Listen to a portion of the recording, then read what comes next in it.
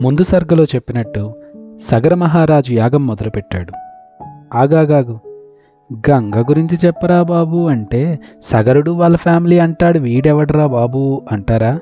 అక్కడే ఉంది ట్విస్ట్. గంగను భూమి మీదకి తెచ్చినవాడు వీళ్ళ ఫ్యామిలీయే మరి.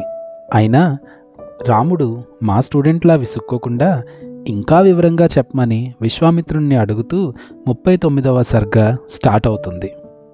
రాముడి ఇంట్రెస్ట్ చూసి విశ్వామిత్రుడు ఈ ఎపిసోడ్ని స్టార్ట్ చేశాడు. సగరుడి యజ్ఞం మొదలైంది. యజ్ఞం కోసం గుర్రాన్ని సిద్ధం చేశారు. ఆ గుర్రాన్ని రక్షించడానికి మనవడైన అంశుమంతుని నియమించారు.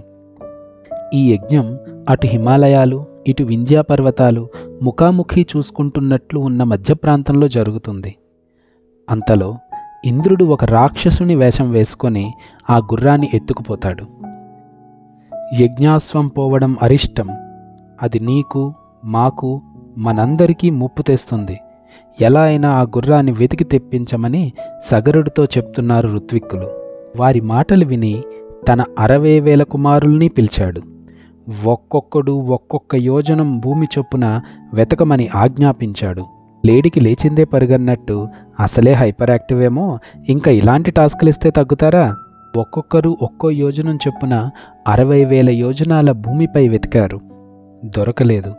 దాంతో ఒకవేళ భూమి పొరల్లోపల దాచారేమో అని అనుమానంతో వాళ్ల వాడి గోళ్లతో 60,000 మంది 60,000 యోజనాల భూమిని పాతాళం వరకు తవ్వుకుంటూ పోతున్నారు.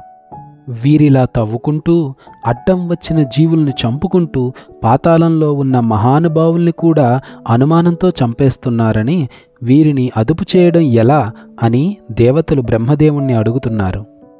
అప్పుడు ఆ బ్రహ్మదేవుడు ఏం చెప్పాడా అని ఆసక్తితో విశ్వామిత్రుని వంక చూస్తున్న రాజీవలోచనుడైన రామునికి జయము, మన అందరికీ శుభము. జై శ్రీరామ్.